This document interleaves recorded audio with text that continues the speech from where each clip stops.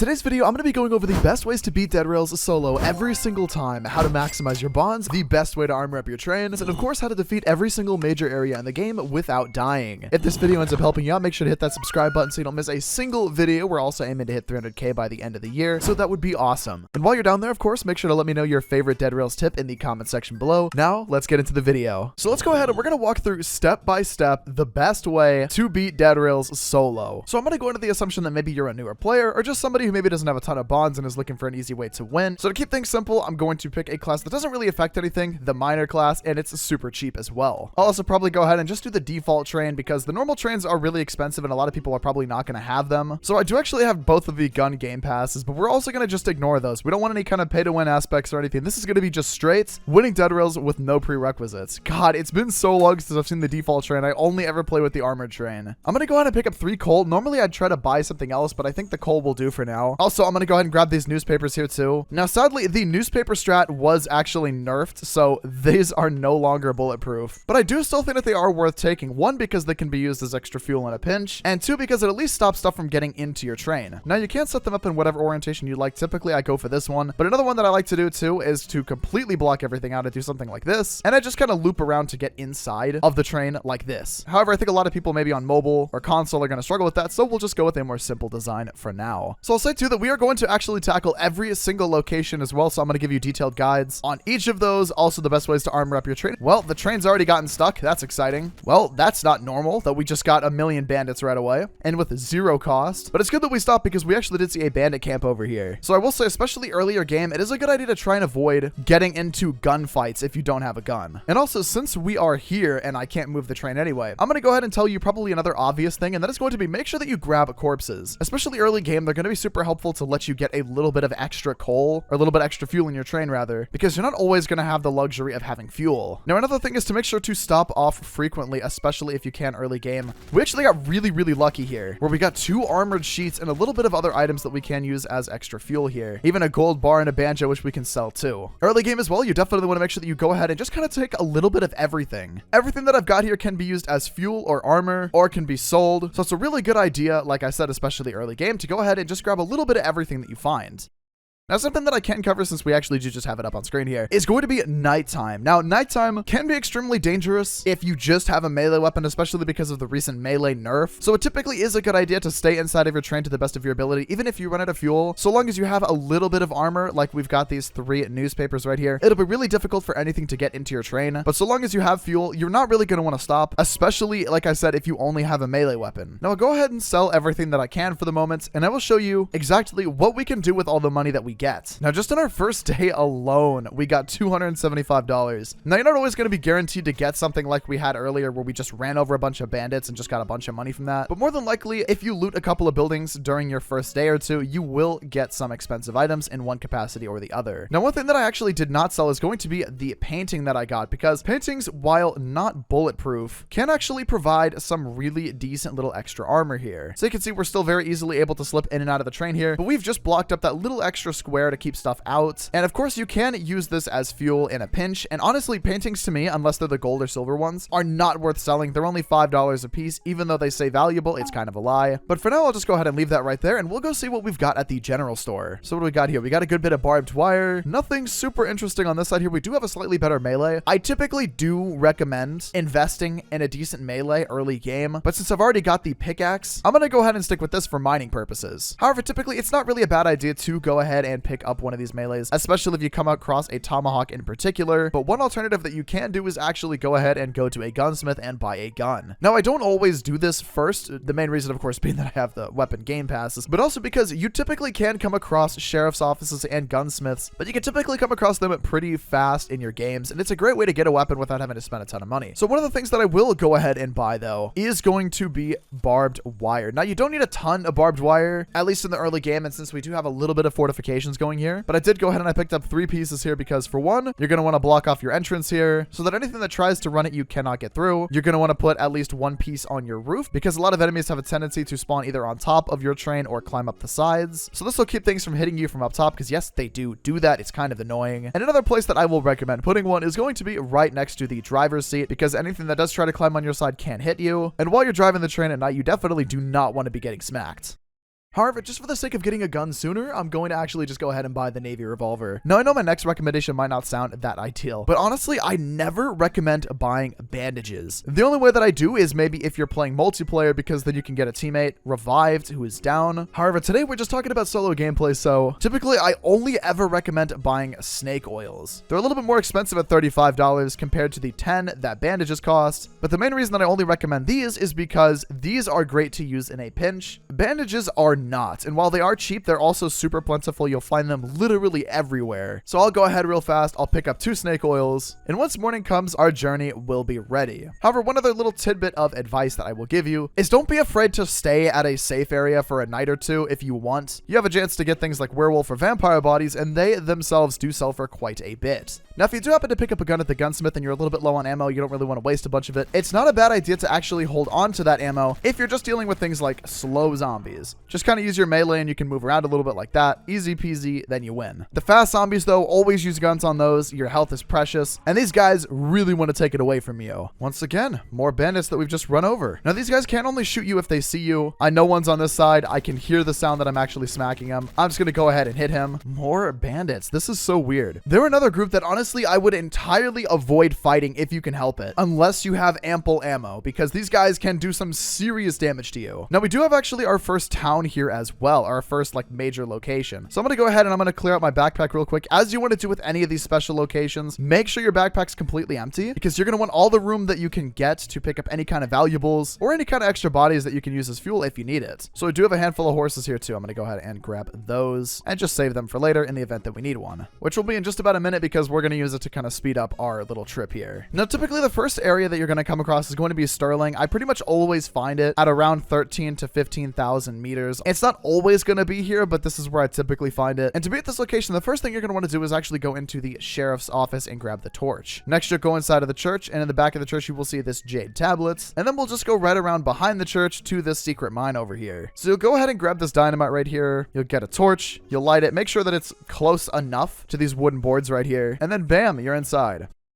I'll also tell you right now, as your warning, if you do not have much ammo, do not tackle one of these places. Now, be careful whenever you are looting this area, because there are going to be loads of dynamite and skeleton zombies that are just going to make your life absolute hell. So again, make sure that you're coming in with ample ammo. You probably at least want to have around 50 bullets total, regardless of the weapon. Just to save time, I went ahead and actually just looted all of the jade tablets. I do have a more detailed guide if you specifically want to know how to do this Easter egg bit for the Sterling mine, but otherwise, we're just going to go ahead and put all of the jade pieces down right here, and then you'll see this giant rock thing slide down where we'll get access to a ton of bonds and a ton of extra valuables here, and then I'll make my way out of here so I don't have any more trouble. Now, we're actually passing a pretty big town right now, so I'm gonna go ahead and stop in real quick and show you guys a super simple way to be able to actually loot the entire town and clear out all of the zombies, just as simple as possible. Now, towns can be kind of intimidating, but there are a couple of ways that you can tackle them that'll make your life a lot easier, and really I'm just gonna go ahead and show you the best way to deal with them. So we actually have a fairly large town here, so it'll definitely take me a second to show you what I'm trying to show you here, but as long as you have a horse, towns are extremely easy to deal with. Pretty much all that you have to do is just walk around the entire town and slowly kind of gather up all of the zombies here, and then you can just go ahead and, if you have ample ammo, just go ahead and take on the zombies one by one like this. And especially because in one of the recent updates, we actually got an update with like sensible bullet penetration, so it makes it just that much easier to line up zombies, and it makes ammo a lot more efficient. Now, looting the towns is super self-explanatory. You pretty much can just go around and actually check out each individual building, but just keep in mind, especially if you do this tactic here with the horse, not every zombie is going to get attracted to you, and some might just be sneaky and wait for you to go into a building. Now, if you see that guy right there with the beard, he's going to be one of the more important guys that you'll want to deal with. Now, once you actually kill him, he will drop this little bank slip here with a number on it, and you'll just take that to a bank in your town, and then go ahead and put the code into this right here, and then bam, the safe will open. Now, I have made the bright mistake of still having a full bag before coming in here, so I won't be able to take everything that I want. But there's no time limit, so feel free to take your time and actually loot around. You'll definitely find quite a few expensive items. You can also find some other types of weapons and even some armor. And now that we've concluded looting our town, we can make our way towards our next safe area. Now, I will say I'm kind of at a point now where I don't really need to stop off at the individual buildings unless they're a sheriff's office or a gunsmith. Those I typically would always stop at, but like the regular blue houses that you come across, you really don't have to stop at those anymore. Once you kind of get at least past your first or second safe area, and you know that you've got quite a bit of ammo, you've got a horse, you got a little bit of train armor going here, you can actually from that point just kind of focus on the big towns. Second safe area, and of course, now it is time to actually go through and start selling all all of our expensive items. I just realized, what happened to all of our bandits that we had on the side over here from earlier? I don't know. No, it's just our second safe area here. You can see that we've gotten almost $1,000 already. So if we go to the general store, what can we spend our hard-earned money on now? Now, unfortunately, we don't have any of the metal sheets, but we do actually have a couple on the train, so I'll show you what we can do with those. Now, we'll go ahead and pick up a little bit of extra barbed wire because it is definitely going to come in handy. And I definitely recommend you do the same. I'd say probably about 10 pieces, if at all possible, provided that you've gotten your train filled up at least enough to make it to the next safe area. So, of course, this next part will entirely depend on if you get lucky enough to actually find metal sheets and have enough money to buy them. But let's go ahead and start armoring up the train.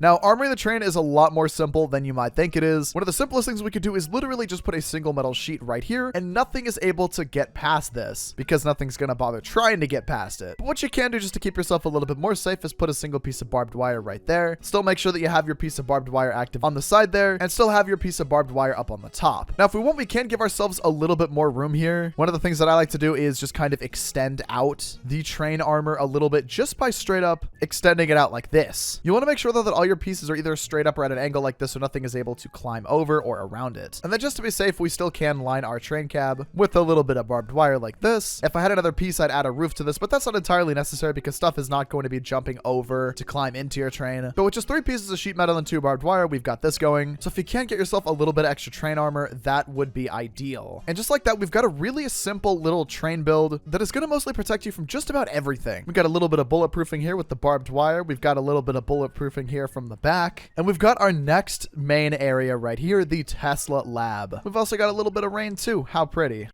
Now, the Tesla lab is actually going to be one of the more important areas to stop at because of the fact that you kind of need this to actually fight the final boss. So if we go ahead and we wander around for a little bit, we'll find these werewolf pieces here. They'll be scattered all over the Tesla lab, and we can just go ahead and grab them, and we can bring them right to the middle right here and just drop them all right on top of this right here. And we can see we've built this giant buff wolfman thing. Now, there's a couple of ways that we can actually tackle this here. So whenever we go into this room here, we'll see this power lever right here, and once we pull that, a thunderstorm will start and a bunch of fast scientist zombies will spawn, and we don't really have that much ammo. So we have to kind of decide here, do I have enough ammo to actually fight these guys, or should I just try and rush back to my train? If we stay and actually fight the zombies, we can pick up the electrocutioner, which is a really, really great crowd control weapon, and it makes it that much easier to beat the game. But if we run, we can save our current ammo. I'm going to do the former, and we're going to stay and fight the lab zombies, because we are completing this game. One of the easier things we could do is just jump onto one of these boxes here. It's really difficult for the zombies to actually get up on top of these, so it'll make it a little bit easier whenever it comes to dealing with these guys. Now, I don't know the exact amount of time, but after a couple of minutes and a lot of zombies, you'll see that Nikola Tesla has actually escaped, and we'll have a handful of bonds and the electrocutioner. Now, I will also go ahead and pick up a bunch of these zombies right here because they are going to be very helpful for the extra fuel. Then actually just go ahead and show you how OP the electrocutioner is here.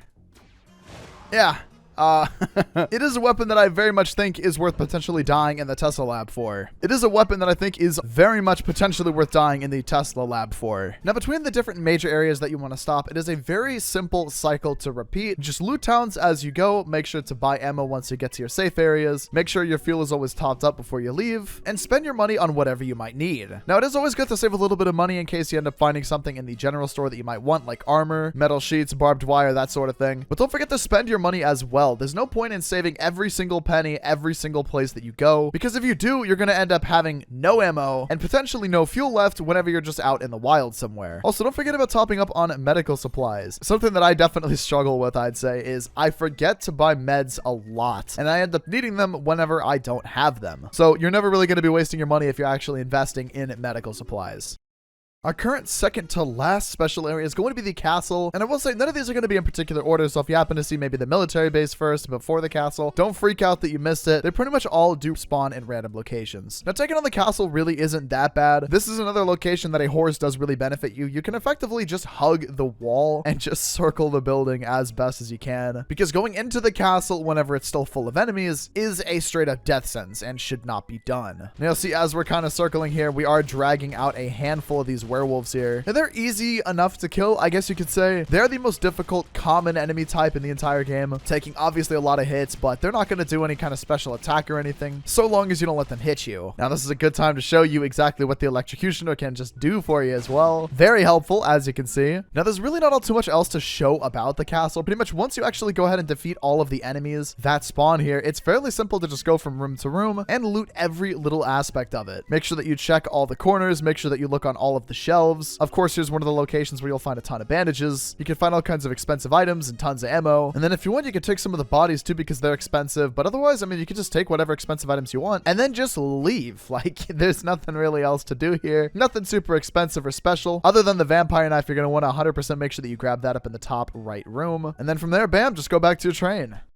Now we have a little bit of leftover money, so what I'm going to go ahead and do is armor up my train just a little bit extra. Barbed wire is going to be the most common train armor that you'll find, and to me, it's generally the best armor in the entire game. I know a lot of people might go ahead and say that it is going to be the metal sheets, but I personally would rather have a million of these barbed wires than the metal sheets. Now this is a super simple concept. Pretty much all you have to do is just kind of line them up around the train. You don't have to have them perfectly side by side as long as you kind of have them in a general area. Eventually an enemy is going to bonk their head on it, and since I have no money left, I was only able to get a handful and kind of wrap it around the edges of the train here. And again, you can kind of do the same thing if you get the metal sheets, just kind of line them up around the base of your train so you have the whole back empty. For me though, I only have these 3 metal sheets that I've found. I've yet to see a general store that actually has them for sale, sadly. Now for our final, like, main, I guess, special location is going to be the military base or Fort Constitution. Now this one, to me, I'd say is probably the most difficult of all of them, mostly because the amount of enemies that spawn, and they effectively all spawn with guns. It's not that they're hard to kill or anything either. It's just the fact that they pretty quickly dwindle down what health you actually have. So you can see I'm at half HP and they're still spawning and shredding me. So now is another good example of have your meds on you, because these guys can hurt. I think I finished clearing out this bunker right here, so we can kind of move on to our next one here. And it's the same kind of thing. Just a bunch of them are going to spawn. A lot of them are going to have guns. You're just going to want to take your time. Now eventually you're going to come across Captain Prescott here, and his body alone is worth $100, so you're always going to want to take that. But you'll want to make sure that you take his golden key as well right here, because this is actually going to go ahead and unlock the supply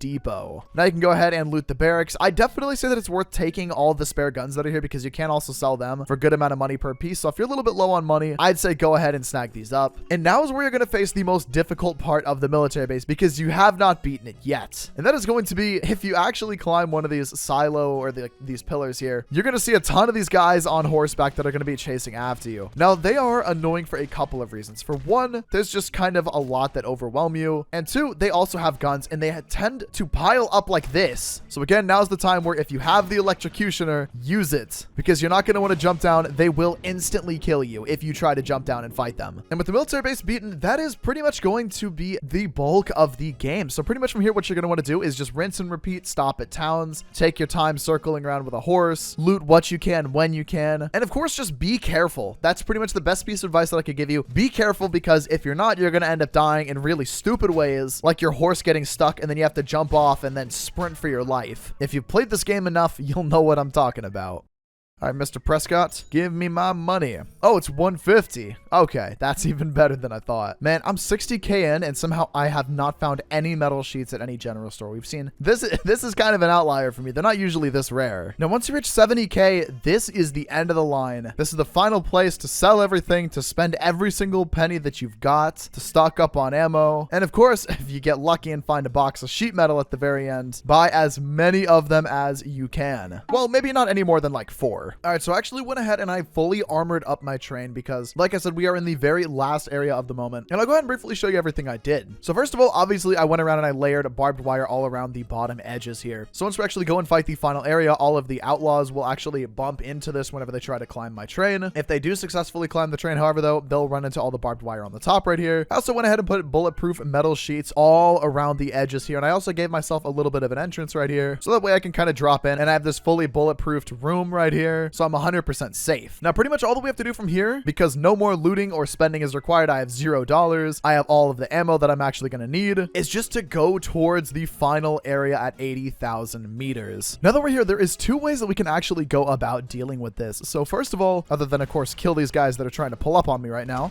is actually take out the guys on the sentry guns here. Now these are fairly easy to snipe. And now that we've taken them out, there's 2 things that we can actually do here. So we can actually go ahead and pause and we can actually shoot all these guys that are just kind of out in the open here, which I would typically recommend is the better way to deal with this here. Or the alternative route, which we're still going to do anyway because more guys will be in here, is we can just plow our train straight through to the very, very end here. However, you only want to do this if you actually have the train armored up decently with barbed wire, or else it's just a straight up death sentence. And we can just kind of let them climb up. We do have one more sentry to take out here, which we will go ahead and do. And just like that, most of the guys are actually going to be dead because they're going to walk right into the barbed wire here, which it looks like a lot of it actually broke because it killed so many of them. And there we go. That is the first phase of the final area here. Now, the next thing I'm going to recommend that you do, especially if you don't have a crazy amount of ammo, is just loot all of the houses. It's good to do anyway because you always get bonds that spawn inside these houses. It's basically just free money for an extra couple minutes of your time. And one of the more important reasons that we're actually going to take our time to do this is going to be because of the fact that you don't want to do the final part of this until it's basically morning. Now, what's going to end up happening here is, of course, if you don't already know, you're going to want to turn this giant wheel here, and then Nikola Tesla is going to spawn because we built him earlier. And you're not going to want to fight him during the night. You're going to want to fight him during the day for sure. So all that we have to do now is literally just pull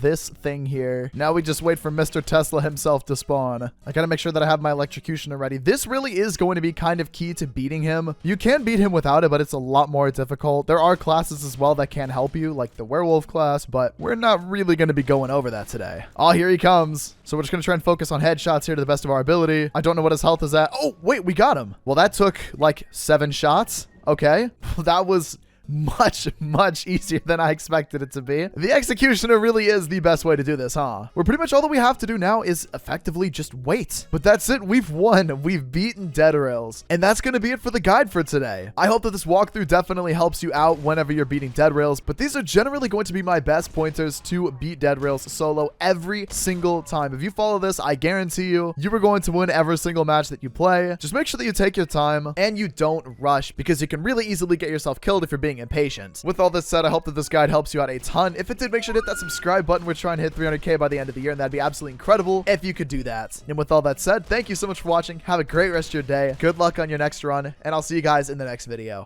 Peace, dudes.